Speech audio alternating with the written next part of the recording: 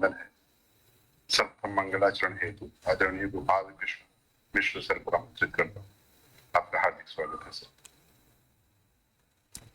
महोदय, मंगलाचरणे एतदेव पठनीयम् अथवा लौकिकं मंगलाचरणं पाठः? न एतदेव तृतीयं ब्राह्मणं केवलम्। अस्तु।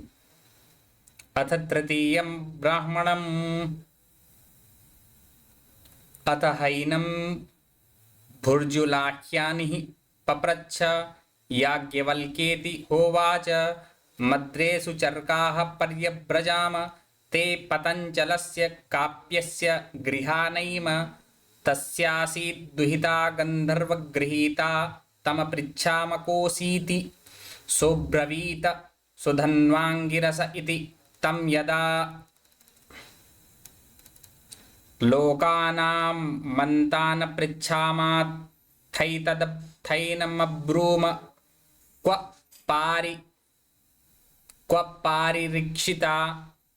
पारीक्षिता अभवन्निति क्व पारीक्षिता अभवन् सत्वा पृच्छामि याज्ञवल्क्य क्व पारीक्षिता अभवन्निति। द्वितीयः मन्त्रः सहोवाचोवाच वै सोगच्छन् वै तत् यत्राश्वमेधयाजिनो गच्छन्तीति क्व न्वस्वमेधयाजिनो गच्छन्तीति। द्वात्रिंशतं वै देवरथाख्यान्यं लोकस्तन् समन्तं पृथिवी द्विस्तावत्पर्येति तां समन्तं पृथिवी द्विस्तावत् समुद्रः पर्येति तद्यावती क्षुरस्य धारा यावद्वामक्षिकायाः पत्रं तावानन्तरेणाकाशस्तान् इन्द्रः सुपर्णो भूत्वा वायवे प्रायच्छत् तान् वायुरात्मनि धित्वा तत्रागमयद्यत्र अश्वमेधयाजिनो भवन्नित्येवमिव वै स वायुमेव प्रशशंस तस्माद्वायुरेव व्यष्टिर्वायुः समष्टिरप पुनर्मृत्युं जयति य एवं वेद ततोह भुज्युर्लाख्याय निरुपरराम इति तृतीयं ब्राह्मणम्। अथ बहुत बहुत धन्यवाद सर। आज के व्याख्यान हेतु आदरणीय नरसिंह मिश्र आमंत्रित हैं। आपका बहुत बहुत स्वागत।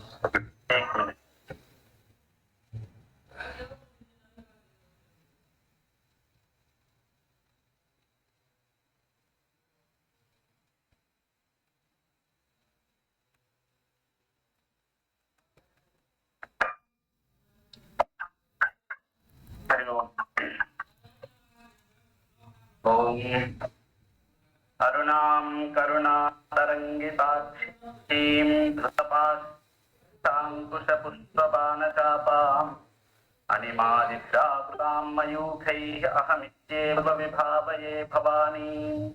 श्रुतिस्मृतिपुराणानाम् आलयं करुणालयं नमामि भगवत्पादशङ्करं लोकशङ्करम्।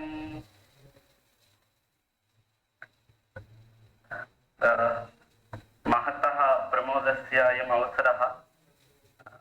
अत्यंत संतोष का यह विषय है कि हम स्वाध्याय रूप यज्ञ में आहुति प्रदान करते हुए बहुत दिनों से इस पुण्य कार्य में संलग्न है।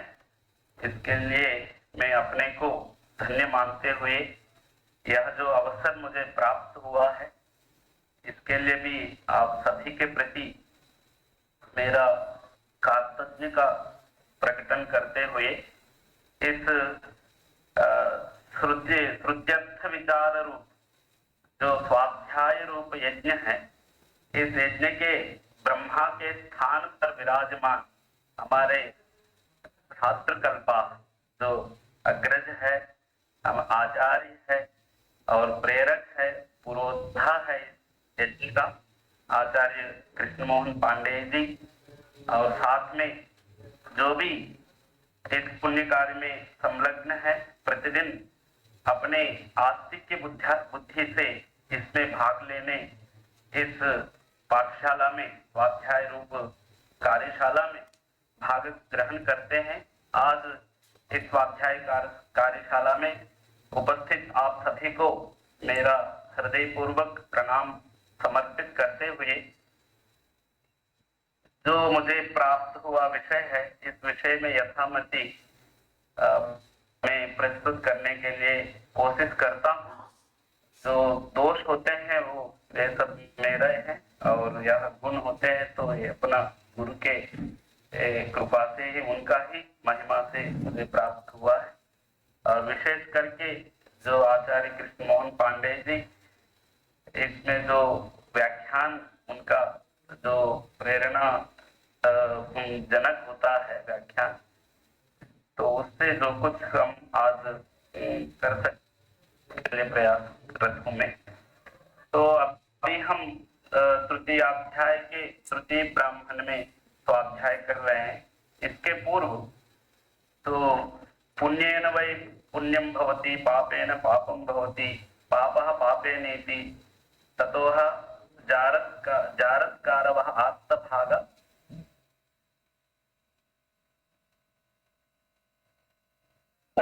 अंत में जो पुण्य कर्म करता है, पुण्य का कर्म जो अनुष्ठान करता है, उनको पुण्य गति नाम पुण्य योनि कर्म तथा जन्म, जो कर्म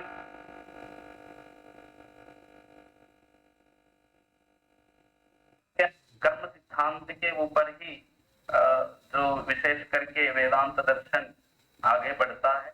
तो कर्म के अनुसार जन्म होता है, फिर जन्म में कर्म होता है, पुनरपि जननम पुनरपि मरणम पुनरपि जननी जठरे शयनम यह संसारे सारे। तो भज गोविंद स्तोत्र में आचार्य शंकर जी ने बताया, यहाँ पर उपासना के क्रम है। यह जो मुख्य आत्म तत्व का विषय बीच बीच में आता है, लेकिन ये सब विशेष करके यह जो इस मंत्र का भी यदि व्याख्या का हम परिशीलन करते हैं, भाष्य का परिशीलन करते हैं, आचार्य शंकराचार्य जी बार बार यह उपस्थापित करने के लिए प्रयास करते हैं कि कर्म और ज्ञान ये दोनों विभिन्न मार्ग है। कर्म मार्ग से कभी भी मोक्ष की प्राप्ति नहीं हो सकती है, ऐसा इनका, क्योंकि कोई भी उपनिषद हम लेते हैं उसका उपोद्घात भाष्य में ही ऐसे प्रारंभ करते हैं। कर्म और ज्ञान में क्या अंतर है, इससे ईशावास्य उपनिषद में भी ईशावास्य मिदगुम सर्वम यत्किंच जगत्याम जगदिति, जो ज्ञान परक आत्म तत्व सर्वव्यापक है, ईश्वर तत्व सर्वव्यापक है, उस तत्व से अवशिष्ट कुछ भी अनुमात्र भी नहीं है कहते हुए ज्ञान से प्रारंभ करके द्वितीय मंत्र में कहते हैं कुर्वन्नेवे कर्माणि। ये जो ज्ञान मार्ग में निष्ठा जिनकी नहीं होती है, तो उस मार्ग में प्रवृत्त जो लोग नहीं होते हैं, उनके लिए कहते हैं कि यह कुर्वन्नेवे कर्माणि जीव से शतकम समाह एवं स्वयं नान्य से न कर्म लिप्यते नरे। कर्म लेप नहीं होगा यदि कर्म का ये जो विहित कर्म, वेद विहित कर्मों का, शास्त्र विहित कर्मों का अनुष्ठान आपको करना ही है। यदि ज्ञान मार्ग में प्रवृत्त नहीं होते हैं, तो ऐसे शास्त्र विहित कर्म करने से वह कर्म से भी धीरे धीरे आपको मुक्त होंगे, लिप्त नहीं होंगे, ऐसे करके प्रतिपादन किया। तो इस मंत्र में तो यहाँ पर विषय जो आख्याय का रूप में है, लेकिन इससे उपासना की पद्धति है, कैसे अश्वमेध याग आदि का रूपन के साथ साथ जीव जो है इस तरह के पुण्यानुष्ठान करता है, तो वो किस गति को प्राप्त करता है, कैसे। लेकिन जो मोक्ष को प्राप्त करने, अत्र ब्रह्म समश्नुते जो शास्त्र का वचन है, तो उसके लिए कोई गति नहीं है। अत्रैव समवलीयते इस पूर्व मंत्रों में भी आया, तो अत्रैव प्राणः तस्य समवलीयन्ते, उनका प्राण किसी दूसरे लोग के प्रति यात्रा नहीं करते हैं। ऐसा यहाँ पर जो गति का विचार है, इससे ही यह सिद्ध होता है कि यह जो है मुख्य ज्ञान मार्ग है वो नहीं है, क्योंकि जीवन मुक्ति अद्वैत वेदांत दर्शन का लक्ष्य है। तो इसलिए यहाँ पर उपासनाओं से फल का जो प्राप्ति होने वाला फल है उसका विचार है।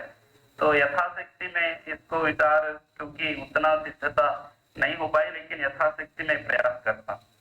यहाँ अथ ही एनम बुद्धु आख्यायनि पप्रच्छा याज्ञवल्क्येति होवाच। याज्ञवल्क्य से या बुद्धु, यहाँ पर भाष्य के परिशीलन से यह हमें पता चलता है बुद्धु यह ब्रह्मचारी है, ब्रह्मचारी व्रत में विद्यमान है, इसका बुद्धु नाम है। और आख्यायन ही, आख्यायनस्य अपत्यम आख्यायनः तस्य अपत्यम आख्यायनिः, आख्यायनिः, आख्यायनिः, इसका अर्थ यह है कि आख्यायन का पौत्र है यह आख्यायनी, इसका ही नाम है बुद्धु। ऐसे करके वह जो है बुद्धु ब्रह्मचारी है, वह याज्ञवल्क्य आचार्य से, याज्ञवल्क्य मुनि से प्रप्रच्छा, ऐसा पूछा है। मत्रेषु चरकाः पर्यव्रजाम ते पतंजलस्य काव्यस्य गृहान हेम। इस तरह के गाथा है, याज्ञवल्क्य के साथ संवाद करते हुए ये कहते हैं। तो उसके लिए तो वहां पर मद्रेषु मद्रा नाम जनपदाः तेषु चरकाः अध्ययनार्थं व्रतचरणाः चरकाः अध्वर्यवो वा इति भाष्य में आचार्य शंकर जी कहते हैं। क्योंकि भाष्यम प्रसन्न गंभीरम, तो ये एक शब्द होता है कि मंत्रार्थ को विवरण करने के लिए मंत्र शब्द को व्याख्या करते हुए उसका व्याख्या में दिया हुआ शब्द को भी विवरण देते हैं शंकराचार्य, आचार्य शंकराचार्य। मद्रा नाम जनपदाः, जो राज्य है, जनपद है, उसका नाम है मद्रा नाम। उस जनपद में यह जो भुज्य आचार्य, भुज्य ब्रह्मचारी और उनके साथी जो ब्रह्मचारी वर्ग है वे लोग, तो मद्रे चरकाः, चरका का अर्थ है कि जो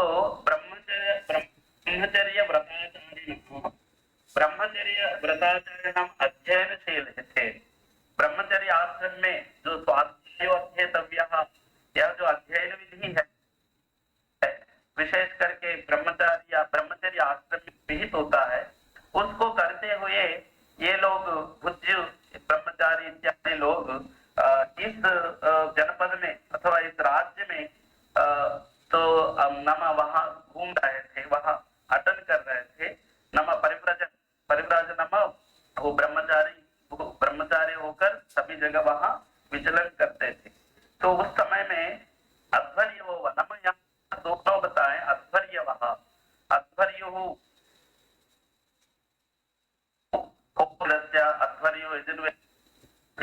इत्यादि जो अध्वर्य नामा विशेष करके यजुर्वेद सखियाः, ऐसे भी अध्ययन करने वाले ब्रह्मचारी लोग, ऐसे भी हम समझ सकते हैं।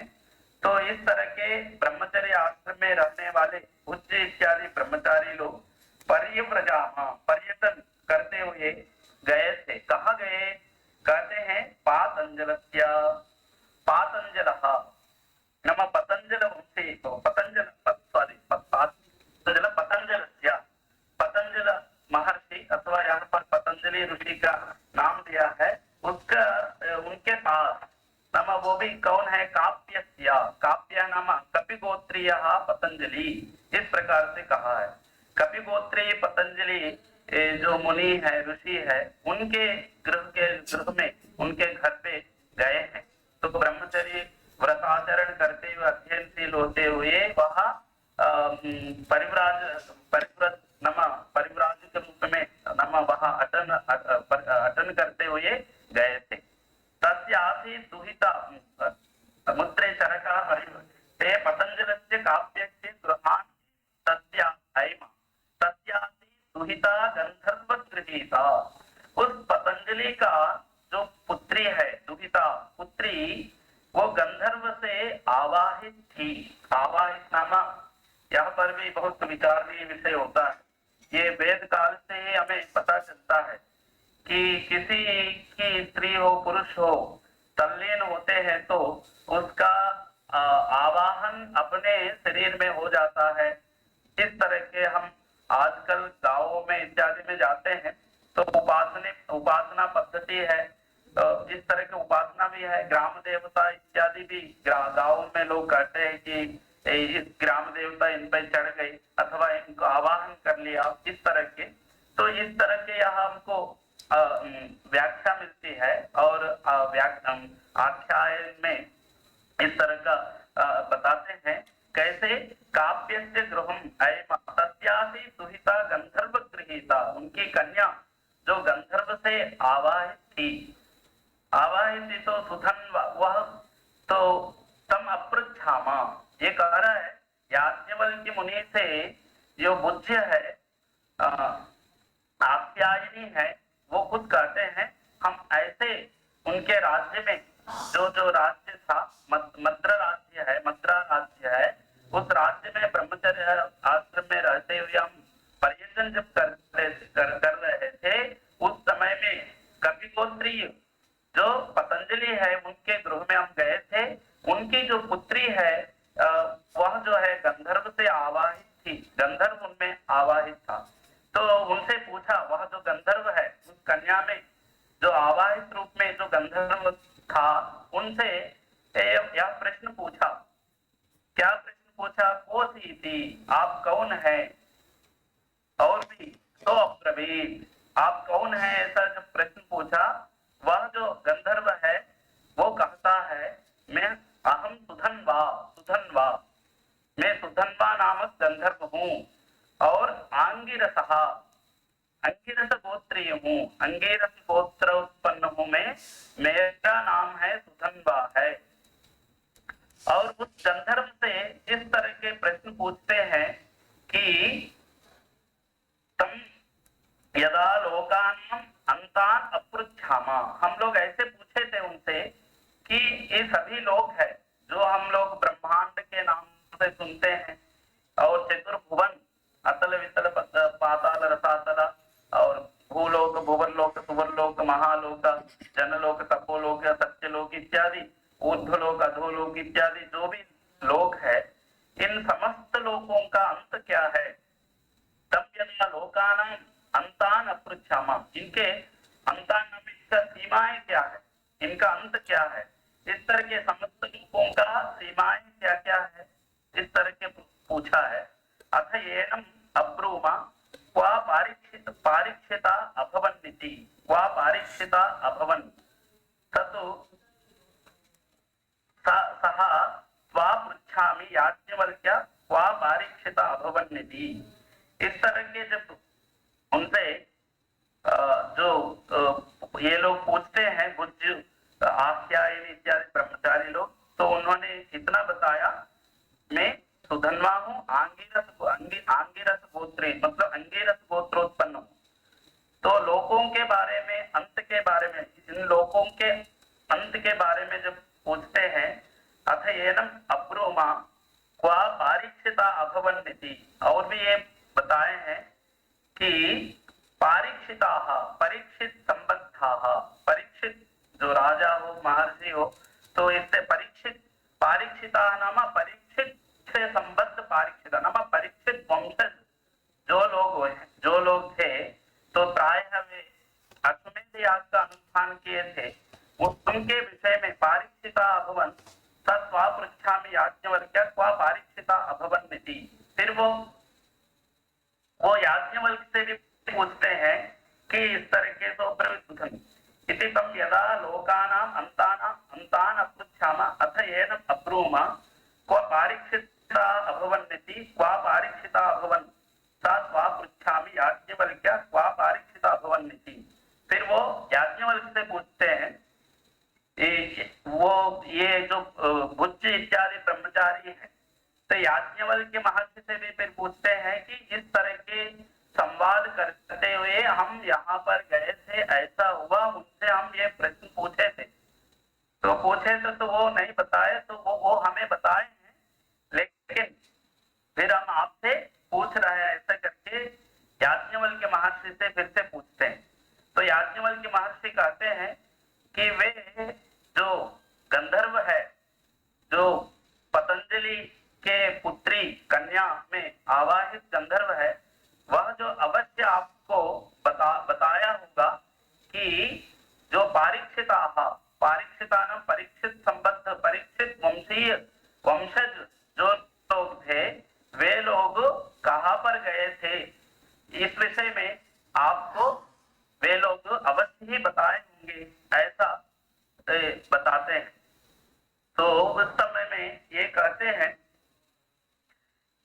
सुधर्म अंगिरस तम यदा लोकानाम अंतान पृच्छाम अथ एनम अब्रूम क्व पारीक्षिता अभवन्निति क्व पारीक्षिता अभवन् स त्वां पृच्छामि याज्ञवल्क्य क्व पारीक्षिता अभवन्निति। वे जो परीक्षित से संबद्ध जो वंशज है, वे सब कहाँ गए थे, इस तरह के वो किस रूप को प्राप्त कर लिए हैं, कहाँ पर गए हैं, तो उनके विषय में इस तरह के प्रश्न पूछा। तब द्वितीय मंत्र में बताते हैं, सहोवाच उवाच वै सः अगच्छन् वैते तत् यत्र अश्वमेधयाजिनो गच्छन्तीति क्वानु अश्वमेधयाजिनो गच्छन्तीति द्वात्रिकं शतं वै देवरथाः ज्ञानी अयं लोकस्तगुं समन्तं पृथिवी त्रिः तावत् पर्येति इत्यादि। सहोवाच वै सः अगच्छन् वै ते, निश्चय रूप से वे जो परीक्षित है, परीक्षित वंशज जो लोग थे, वे लोग कहाँ गए हैं, तो उनके विषय में आपको अवश्य वे लोग बताए होंगे। तत् यत्र अश्वमेध याजिनो गच्छन्ति, अश्वमेध याग अनुष्ठान करने वाले जो लोग अश्वमेध याग किए हैं, वो लोग कहाँ पर जाते हैं, इस विषय में भी वह जो गंधर्व से बताए होंगे। अश्वमेध याजिनो गच्छन्ति क्वनु अश्वमेध याजिनो गच्छन्ति। तब कहते हैं, फिर उनसे याज्ञवल्क्य से पूछते हैं कि वो बताए हैं, फिर आप हमें बताइए।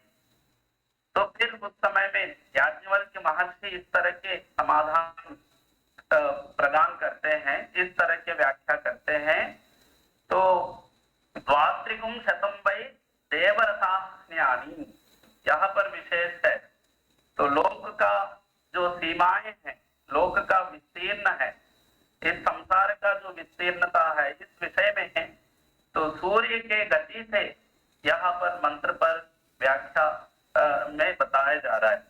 क्या कहते हैं, द्वात्रिकम, तो अश्वमेध याग अनुष्ठान करने वाले जो लोग हैं, तो वे लोग कहाँ पर जाते हैं, कैसे उनकी गति होती है, किसको प्राप्त करते हैं, उनका क्या फल मिलता है, इत्यादि जो संशय था, उस संशय को दूर करने के लिए यहाँ पर याज्ञवल्क्य महर्षि स्पष्ट करते हैं।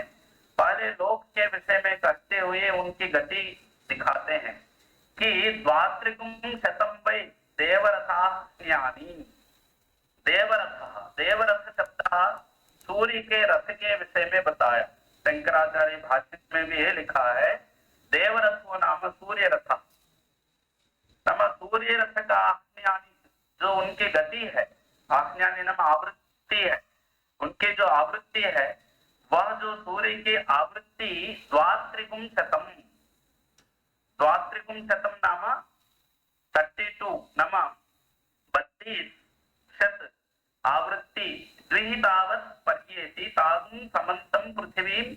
यहाँ पर कहते हैं, भाष्य में भी इसका विशेष रूप से व्याख्या करते हैं।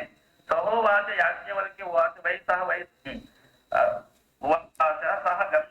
गंधर्वः तुभ्यम् अगच्छन् वै ते पारीक्षिताः तत्र क्वा यत्र यस्मिन् अश्वमेधयाजिनो गच्छन्ति इति निर्णीते प्रश्ने आह क्व नो कस्मिन् अश्वमेधयाजिनो गच्छन्ति इति तेषां गतिविवक्षया कोणाकोश परिमाणम्। उनकी गति को कहने के लिए विवक्षा से, उनको प्रतिपादन करने की इच्छा से, यह जो भुवन है, यह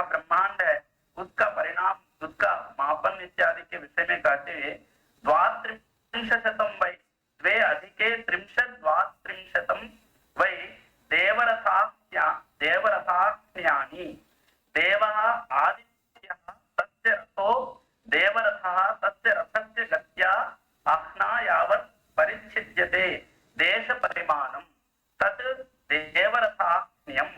इस तरह के शंकराचार्य कहते हैं देवरथाह्न्यम नाम उनकी जो सूर्य भगवान का जो रथ है उसका गमन से उनकी गति से तो इस तरह के 32 जो परिक्रम है परिच्छिद्यते देश परिमाण तत् देवरथाह्न्यम तत् 32 गुणितम देवरथाह्न्यानि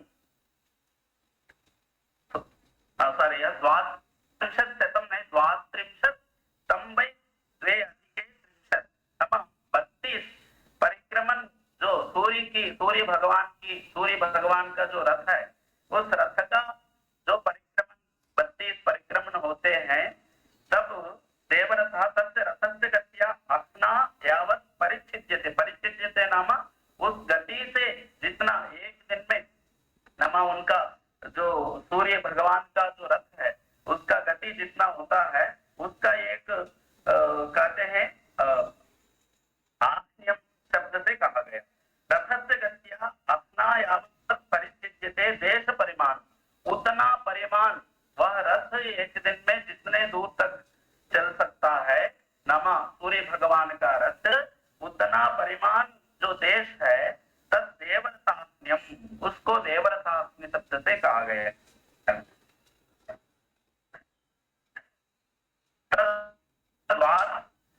गुणितम देवरथाह्न्यानि उस तरह के 32 देवरथाह्न्यानि जो होते हैं तावत् परिमाणोऽयं लोकः उतना परिमाण यह लोक होता है। इस लोक का परिमाण को कहते हुए जो सूर्य रथ का परिक्रमण 32 परिक्रमण की जो परिच्छेद है जितना स्थल जितना प्रदेश आच्छादित होगा उतना परिमाण विशिष्ट है यह लोक है। इस तरह के यहाँ कहते हैं लोकालोक पुनः कहते हैं तावत् परिमाणोऽयं लोकः लोक अलोक गिरिना पुनः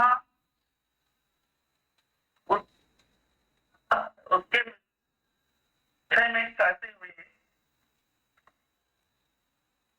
कर्म पुनः लोकालोक गिरिना परिक्षिप्तः यत् वैराजं शरीरं यत्र च कर्मफलोपभोगः प्राणिनां स एष लोकः। इस तरह के 32 परिक्रमण से जो व्याप्त है यह लोक कर्म फल भोग का स्थान है। समस्त कर्मों का फल को प्राप्त करने के लिए स्थान विशेष होता है यह लोक। तो प्राणिनाम स एष लोकः समस्त प्राणियों के कर्म फल को प्राप्त करने के लिए आश्रयभूत है क्या लोक। एतावल लोकः अतः परम अलोकः और भी कहते हैं इसके ऊपर जो होता है वह जो है अलोक नाम से कहा गया। फिर शब्द से अभी कहा गया है इस लोक का विशेष और भी कहते हैं तम लोकम समन्तम समन्ततः लोक द्विगुण परिमाण विस्तारेण परिमाणेन तम लोकम परिक्षिप्ता प्रत्येक पृथ्वी। उस लोक के यह जो लोक बताया है सूर्य के 32 परिक्रमण के विस्तीर्ण रूप यह लोक है। कर्म फल भोग का समस्त प्राणियों का कर्म फल का आश्रय रूप जो लोक है इस लोक के परितः जो होता है पर पृथ्वी उसके द्विगुणित पृथ्वी रहती है उसके बहुगुण पृथ्वी होती है। ऐसे पृथ्वी जिससे उस पृथ्वी के भी परितः चारों ओर जो है समुद्र जो है विघ्नित होता है 2 गुना समुद्र की विस्तीर्ण होता है। मतलब यह लोक है इस लोक से 2 गुना पृथ्वी विस्तीर्ण होता है उससे 2 गुना समुद्र जल का विस्तीर्ण होता है। एक अर्थ से उसको जो पुराणादियों में कहते हैं घनोदम आचक्षते घनोदः नमक घनोद शब्द से पुराण आदि भी कहा गया है। जो जल के रूप में आवृत है पृथ्वी के परितः उसके लिए कहा गया। तत्र फिर इससे विशेष है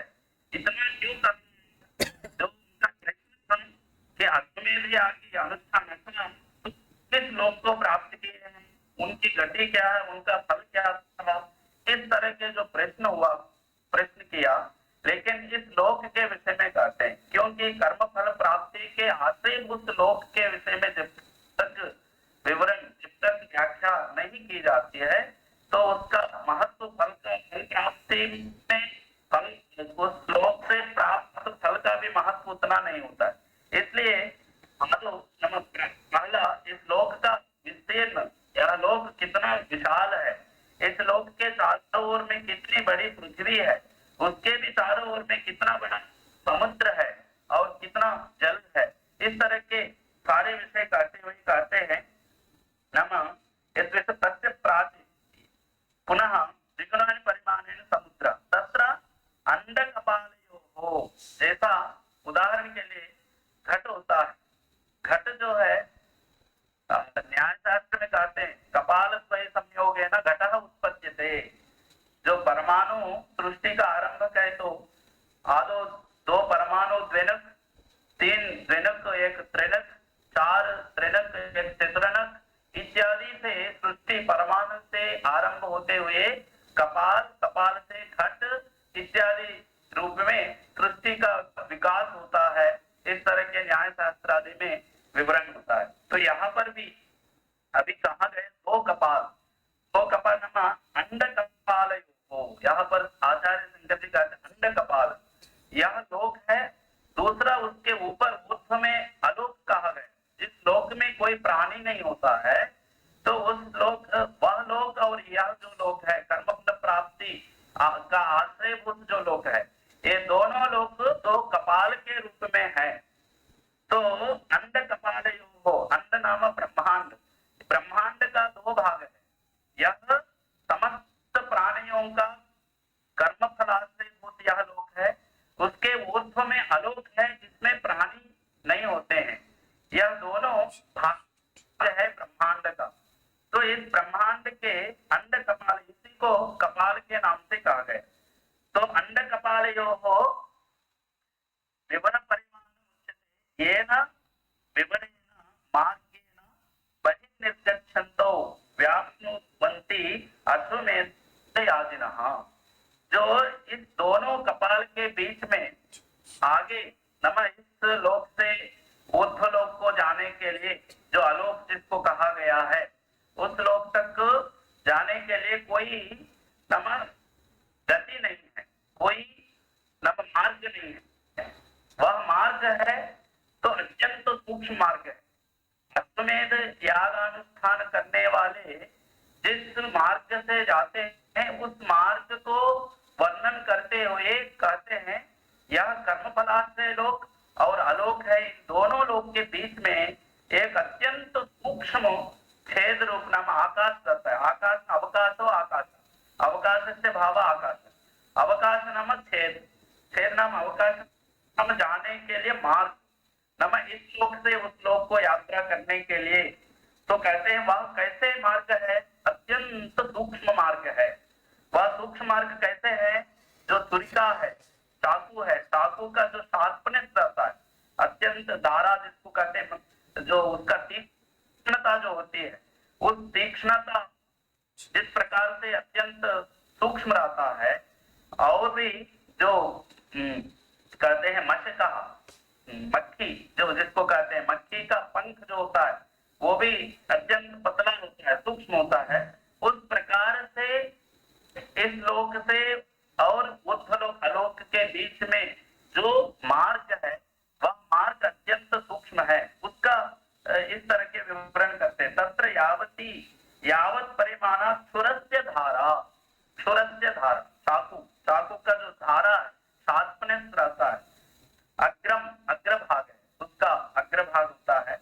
यावत वा सौक्ष्मेन युक्तम मक्षिकायाः पत्रम, मक्षिका, मक्खी का जो पंखा है, पत्र है, पर्ण है, उस पर्ण से, वह पर्ण भी अत्यंत पतला होता है, सूक्ष्म होता है। कावान परिमाणः अंतरेण मध्ये, अंतरेण नाम उस दोनों के बीच में जो गैप है, जितने गैप होता है उतना ही अवकाश होता है। मध्य अंड कपालयो आकाश छिद्रम, वह जो छिद्र होता है जिस मार्ग से जो अश्वमेध आदि लोग आगे जा सकते हैं। चित्रम तेन आकाशेन इत्येतत्, उस आकाश से वे लोग जाते। तान पारीक्षितान अश्वमेधादिनः प्राप्तान इंद्रः परमेश्वरः, वहां पर पहुंचते तो उस चित्र में प्रवेश करना सबका संभव नहीं है। जो सशरीर है, जिसका शरीर अंगांगी भाव है, वे लोग वहां पर उस चित्र में, सूक्ष्म रूप चित्र में प्रवेश करने में सक्षम नहीं होते। इसलिए कहते हैं तो वहां पर जो अश्वमेध याग का अग्नि है, अग्नि को ही यह परमात्मा के रूप में कहा गया। इंद्र शब्द से यहाँ पर स्तुति किया हुआ है, क्योंकि उपनिषदों में आता है इंद्रो माया पुरुरूपयते, यह जो अनेक अविद्याओं के रूप में इंद्र परमात्मा ही समस्त रूप धारण करते हैं, इस तरह के उपनिषदों में मंत्र आते हैं। तो इसलिए यह इंद्र शब्द परमात्मा, परमात्मा को यहाँ किसको कहा है? जो अश्वमेध याग के अनुष्ठान में जो अग्नि है, उस अग्नि को यह इंद्र शब्द से, परमात्मा शब्द से कहा। तान परीक्षितान अश्वमेध याजिनः प्राप्तान इंद्रः परमेश्वरः यो अश्वमेधाग्निः अग्निशेतः सुपन्नः यत् विषयं दर्शन मुक्तम। सुपन्नः उस परमात्मा को कहा गया। वो कहते हैं कि जो सुपन्न पंख वाले हैं, अत्यंत सुंदर पंख वाले हैं अथवा सुवर्ण पंख वाले हैं, इस तरह के जो परमात्मा का यह स्वरूप वर्णन करते हैं। सत्य प्राची इत्यादि ना, नम उसका प्राक दिशा जो है वह सिर है इत्यादि, उसका जो सुपन्न रूप परमात्मा का वर्णन कई मंत्रों में किया है। उस मंत्र के अनुसार हमें यहाँ पर परमात्मा का स्वरूप को लेना है, ऐसा यहाँ आचार्य शंकर जी हमें बताते हैं। सुपन्न पक्षी भूतवा, सुपन्न वाले जो पक्षी के रूप में वह इंद्र होकर सुपन्नो भूतवा वायवे प्रायच्छत्, वायु, वायु शब्द है।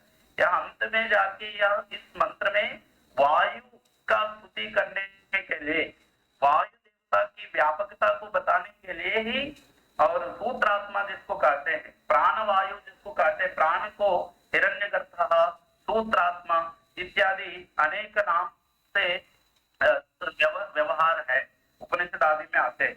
तो वह सूत्रात्मा के रूप में वायु को कहते हैं। तो यह सुवर्ण रूप पक्षी के रूप में परमात्मा उनको लेकर, तो वहां वो किनको देते हैं? क्योंकि वह सूक्ष्म रूप छिद्र में यह इंद्र प्रवेश, सुवर्ण पक्षी के रूप में पंख वाले जो पक्षी के रूप में प्रवेश नहीं कर सकता है, इसलिए उसमें प्रवेश करने योग्य जो होता है वह वायु है, जो प्राणापान व्यान उदान, यह समष्टि व्यक्ति दोनों का विवरण किए हैं। व्यक्ति रूप में देखते हैं प्राण अपान व्यान उदान समान इत्यादि, यदि समष्टि रूप में देखते हैं समस्त प्राणियों का जो प्राण अपान व्यान उदान समान इत्यादि रूप में समष्टि रूप है, वह हिरण्यगर्भ है, सूत्रात्मा है, प्राणवायु का स्वरूप है। तो इसलिए उनको क्या समर्पित करते हैं, उनको जो अश्वमेध याग अनुष्ठान करने वाले के विषय में। सुपन्न पक्षी भूत्वा पक्ष पुच्छात्मका वायवे प्रायच्छत्, वायु देवता को देते। मूर्तत्वात् नास्ति आत्मनो गति ही तत्रेति, क्योंकि मूर्त स्वरूप, अमूर्त स्वरूप है वायु का। वायु का कोई मूर्त स्वरूप नहीं होता है, उद्बुद्ध रूप नहीं होता है। इसलिए तो वायु का अमूर्त स्वरूप होने के कारण जो इनको, जो अश्वमेध याग अनुष्ठान करने वाले परीक्षित नाम परीक्षित वंशी जो लोग थे, उनको ये वायु देवता को समर्पण करते हैं। तान पारीक्षितान वायु आत्मनि धित्वा, उनको यह सूत्रात्म रूप वायु जो है अपने स्वरूप के रूप में परिवर्तन करके, अपने आत्मा में तल्लीन करके, उनको अपने स्वरूप के रूप में परिवर्तन करके, वह मतलब वे लोग जो अश्वमेध याग अनुष्ठान किए हैं उनको स्थापित स्वात्मभूतान कृत्वा तत्र तस्मिन् अगमयत्, वह उस जो क्षुराधारा निशिता इत्यादि मंत्र कठोपनिषद में भी आते हैं। तो ब्रह्म तत्व को प्राप्त करना कितना कठिन है, एक क्षुरा जो है छुरिका है, छुरिका की धारा, धारा नाम सांप ने तो जितना तीक्ष्ण होता है उस पे चलना कितना कठिन होता है, उस प्रकार के ब्रह्म तत्व को प्राप्त करना भी ऐसे ही यहाँ पर जिनको जो अश्वमेध यागी है, अश्वमेध याग अनुष्ठान किए हैं, उनको इस लोक से उस लोक में जाने के लिए तो वायु देवता का सहयोग अपेक्षित था। तो वह वायु देवता उस सूक्ष्म चित्र के रूप में आकाश अवकाश को प्राप्त करके उन लोग को वहां तक पहुंचाते हैं। कृत्वा तत्र तस्मिन् अगमयत् यत्र पूर्वेति क्रांताः परीक्षिता अश्वमेध याजिनो अभवन्निति एवमेव वै एवमेव स गंधर्वो वायुमेव प्रशंसा पारीक्षितानां गतिम्। वह जो गंधर्व भी फिर इसी प्रकार से जो वायु का प्रशंसा किए हैं, क्योंकि वायु का हिरण्यगर्भ नाम सूत्रात्मा है। वायु का इतना महत्व है कि जो वायु तत्व को जो प्राप्त करते हैं वो सब जगह व्याप्त हो जाते हैं। कहीं भी विचलन करने के लिए, कहीं भी गतिमान गतिशील होने के सक्षम हो जाते हैं। इसलिए वायु रूप जो हिरण्यगर्भ है अथवा सूत्रात्मा है, उनको प्राप्त करना अत्यंत विशिष्ट होता है। इस तरह के यह मंत्र पर वर्णन है। अंत में यहाँ पर ये विशेष है, भाष्य में कहते इस आख्याय से हमें क्या जानना है। कहते हैं आचार्य शंकराचार्य जी, समाप्ता आख्यायिका आख्यायिका निवृत्तम तो अर्थम आख्यायिका तो अपसृत्य स्वेन श्रुतिरूपेण एव आचस्ते अस्मभ्यम यस्मात् वायुः स्थावर जंगमानां भूतानां अंतरात्मा। क्योंकि स्थावर जंगमान जो स्थावर है, पर्वत आदि है, जंगम है, प्राणी विशेष हम पशु पक्षी आदि है, इन सभी का अंतरात्मा के रूप में विद्यमान होता है वायु। सूत्रात्मा हिरण्यगर्भ है, भूतात्मा बहिश्च सैव भूतात्मा अंतरात्मा, न केवल अंतः बहि बाहर भी सब जगह व्याप्त है वह सूत्रात्मा वायु प्राण नम वायु देवता। बहिश्च सैव तस्मात् अध्यात्मम अधिभूत अधिदैव भावेन, अध्यात्म भाव से, अधिभूत भाव से, अधिदैव भाव से भी विविधाया आस्ति ही व्याप्ति ही, नम आध्यात्मिक रूप से भी व्यापक, आदि भौतिक रूप में भी व्यापक, आध्यात्मिक नाम अंत, आदि भौतिक नाम बाह्य, और अधिदैव देवता के रूप में भी वही श्रेष्ठ है। नम आप्ति ही स वायुदेव, आप्ति नाम व्यापकत्व है उनका, तथा समष्टि ही केवलेन सूत्रात्मना वायुदेव। इस प्रकार से समष्टि सभी का जो समष्टि स्वरूप है वह प्राण रूप में रहता है, वह वायु है। तो इस तरह के वायु को जो प्राप्त करते हैं, प्राप्त कर लेते हैं, उनका स्थिति अत्यंत उत्कृष्ट हो जाती है। इस तरह के कहते वायु आत्मान समष्टि व्यक्ति रूपमात्मकत्वेन उपगच्छति यह एवं वेदा।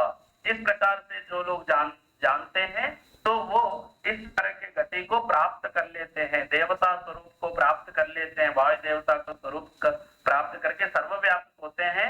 फिर से उनको मृत्यु या मंत्र में पुनः मृत्युम जयति एवं वेदा, वायु समष्टि ही अप पुनः मृत्युम जयति, पुनः जो है मरण प्राप्त करने के बाद फिर से उनका जन्म नहीं होता है। इस तरह के एवं वेदा ततोह मृत्यु आख्यायन ही उपरामा, तब जाके इस तरह के जो याज्ञवल्क्य महर्षि उद्बोध कराते हैं तब वो शांत होते हैं, जो संतुष्ट होके समाधान से उनके उद्बोधन से। इस तरह के यहाँ व्याख्या है।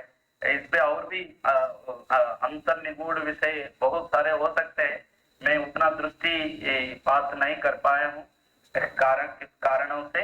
तो इसलिए जो भी ये के दोषाः भवन्ति ते सर्वेपि दोषाः मदीयाः गुणाश्च गुरूणामिति उक्त्वा पौनः पुण्येन भवतां सर्वे कृते। मम हिंदी भाषायामपि नैकाः त्रुटयः भवन्ति, अतः क्षमां याचयित्वा भवद्भ्यः सकाशात् अहं विरमामि। विशिष्य मां प्रेरयन्ति सततं ये च आचार्याः कृष्णमोहन पाण्डे वर्याः, तेभ्योऽपि भूयो भूयो धन्यवादान् समर्प्य यथाशक्ति अस्मिन् कर्मणि प्रवर्तितः अहमिति उक्त्वा विरमामि। धन्यवादः।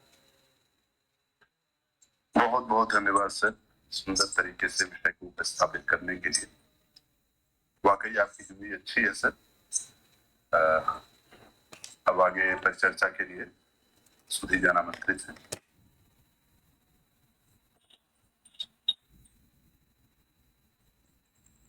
संते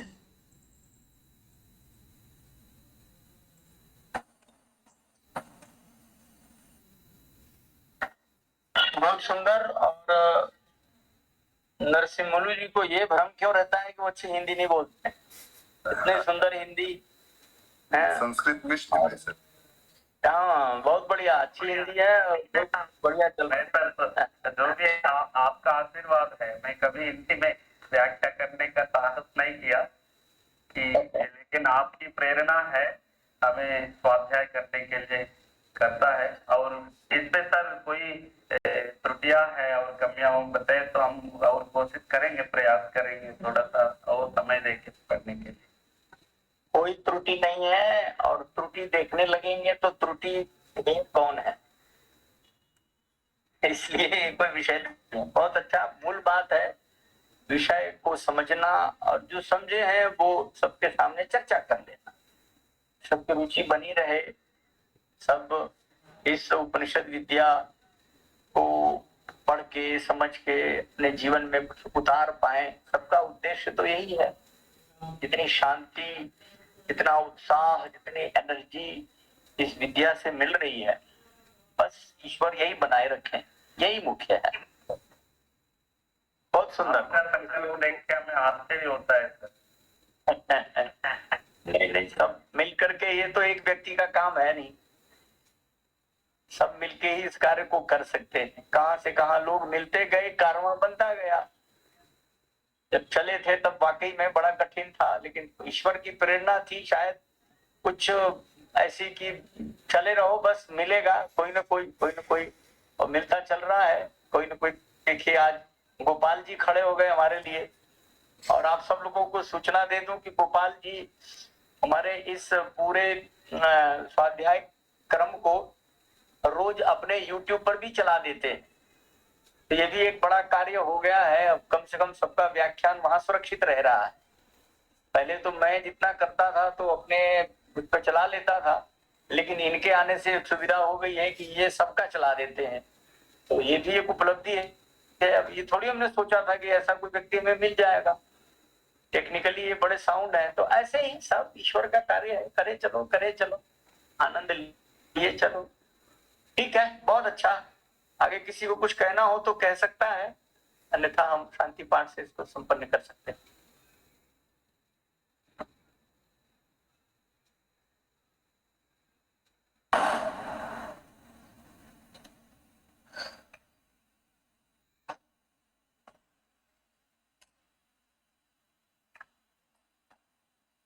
तो संपन्न करते हैं सर। मुझे नहीं लगता किसी का कोई प्रश्न है। हाँ बिल्कुल। सर्वे भवन्तु सुखिनः, सर्वे सन्तु निरामयाः, सर्वे भद्राणि पश्यन्तु, मा कश्चित् दुःखभाग् भवेत्। ओम शांति शांति शांति।